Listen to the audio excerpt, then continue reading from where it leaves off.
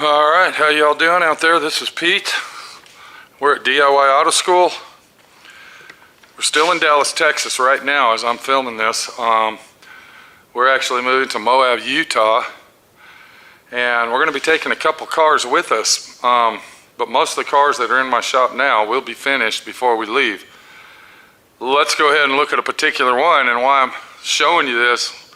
The reason I'm showing you this is because we got a very, very, very special updated situation going on that I know all you hardcore DIY auto schoolers are really, really going to be excited to know about.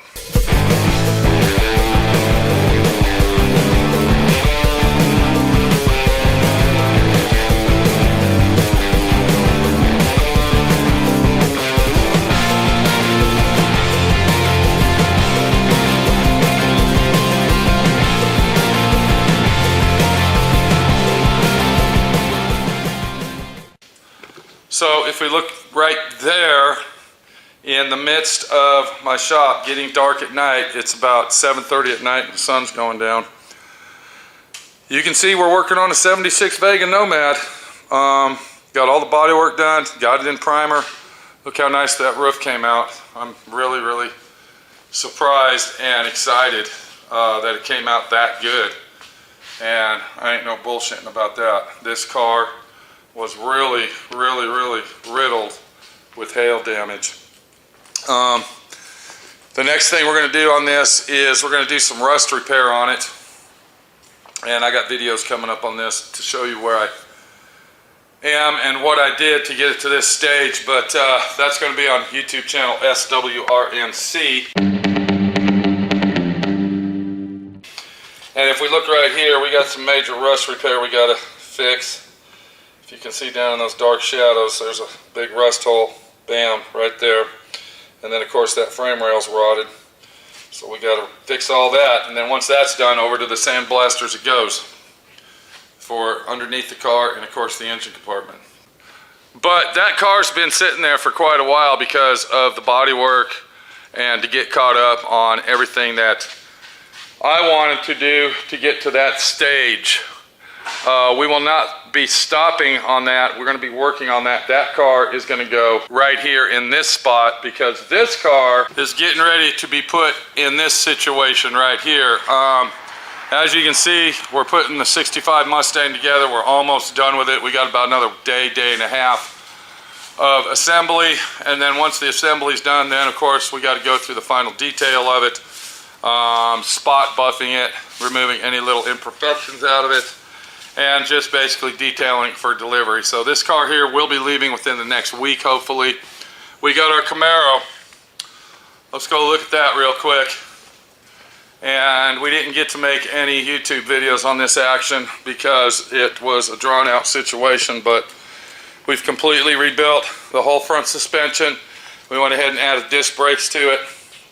And also, if you look right here, we went ahead and put power steering on this baby for the owner. Now, we were going to change out the steering column in this car, and we're going to look in the dark shadows right there. And I didn't do that due to the fact that this car is so pristine and so original that even the steering wheel on this car is almost mint condition, and there was no sense changing that out. The guy that owns this car is a little short guy, about this tall, not cutting down his size or anything. But I think that him and his wife and his family will fit in that car perfect without spending all that extra money. The steering column alone was $575.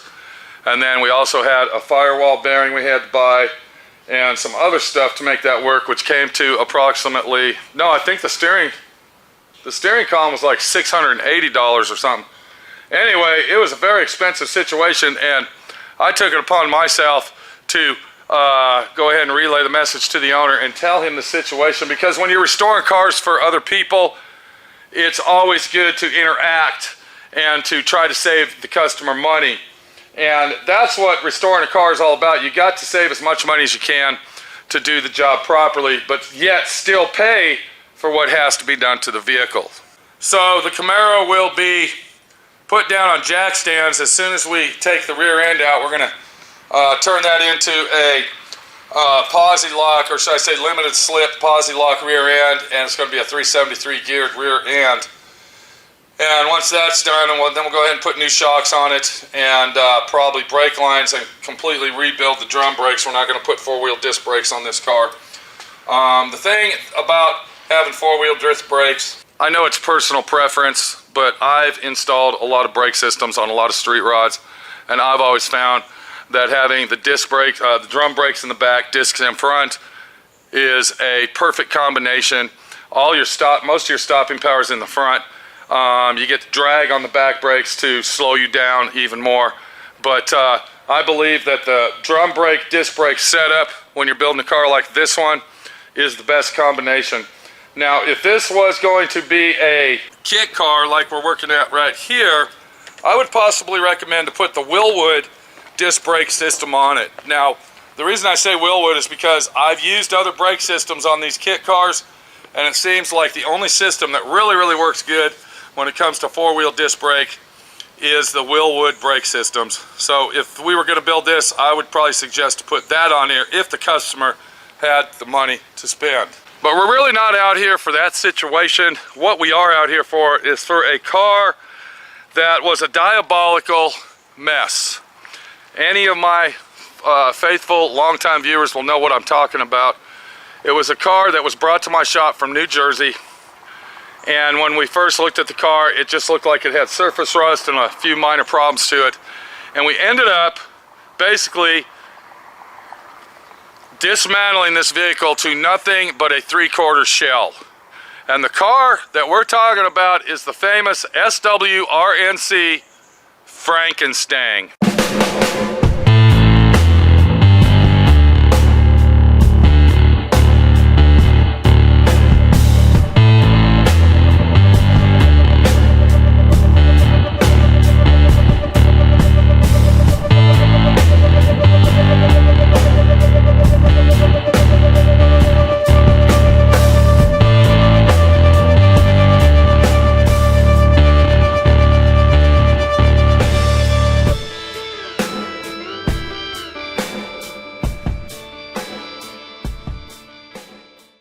And underneath that tarp, right there, sits the 1968 K-Code Mustang that we call Frankenstang over here at Southwest Rod and Custom. And it's got a lot of work done to it. If you do not know what I'm talking about, you need to go back into my videos and look at what my friend Pete had to do to this vehicle to get it to where it is today. We're not taking the cover off. We're not going to look at this car. We're not going to see what it looks like underneath it, because the real situation is I am going to pull the Vega out, and this car is going to be sitting where the Vega is in the next few days. I'm going to contact the owner and tell him that we are ready to get back on the Frankenstang, and we are ready to finish this baby out. I'm not going to tell you what we're going to do to it. I'm not even going to show you what has been done to it, because what has been done to this car, most people would not do. I would say probably 1 out of 100 people would go to the extreme that I did on this car right here. The other 99 would say, fuck it, I'm not building it. And that is a fact. Now, one more car that we got, and this car belongs to a very great guy. His name is, oh hell, what is his name? I'm tongue-tied now. Moreland.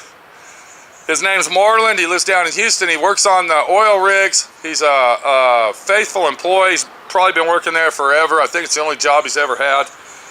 And this car we're getting ready to completely restore as well.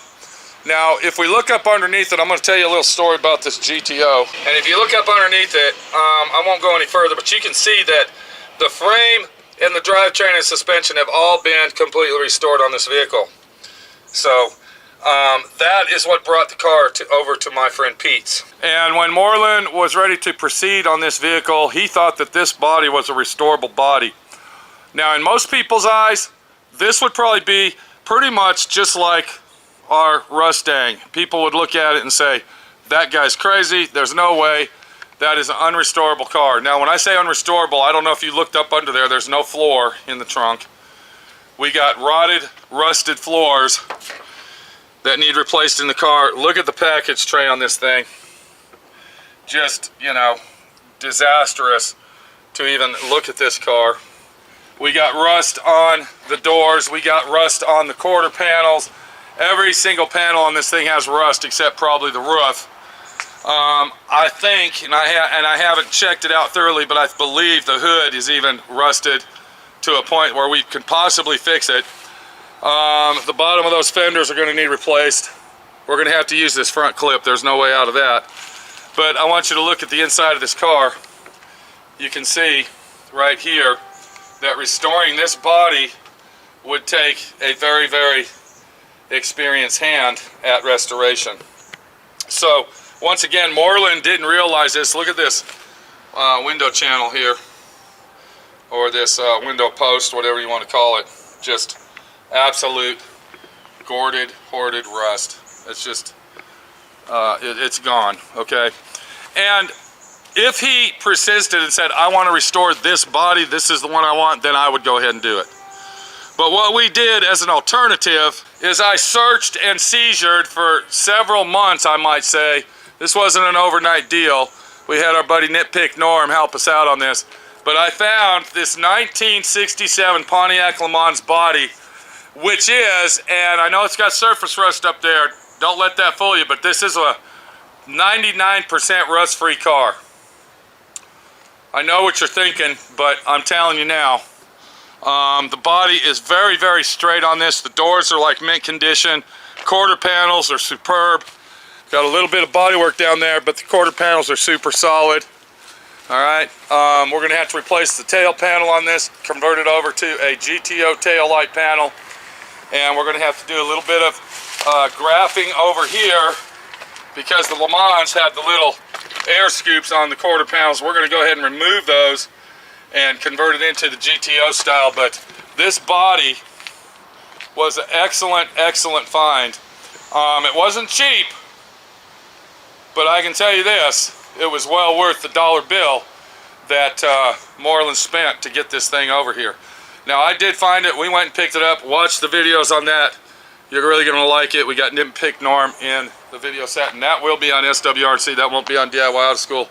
But once again, this video is to let everybody know that the Rustang is back.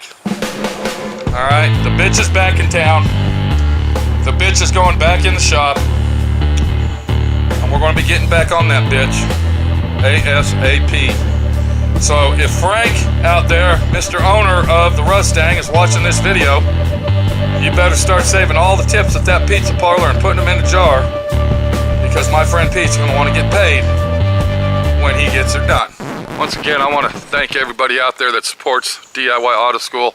YouTube has made considerable changes on their platform, you might call it, and it's very, very hard to get a lot of views now.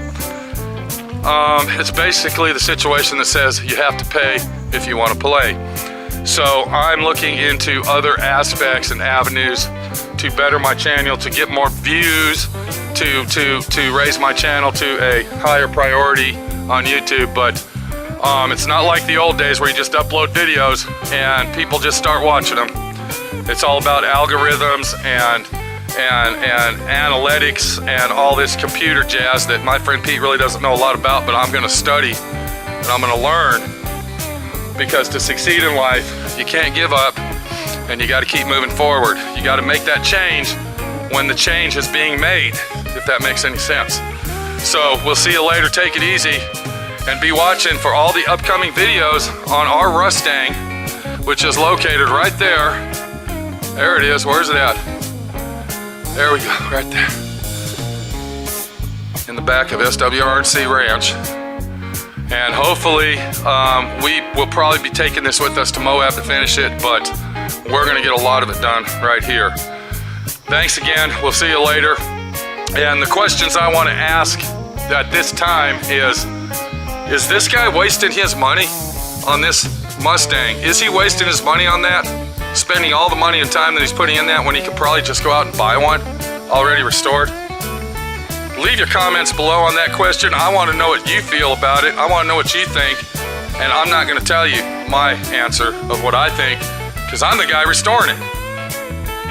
And then when it comes to this situation, my opinion doesn't really matter. We'll see you later. Thanks for watching D.I.Y. Automotive School.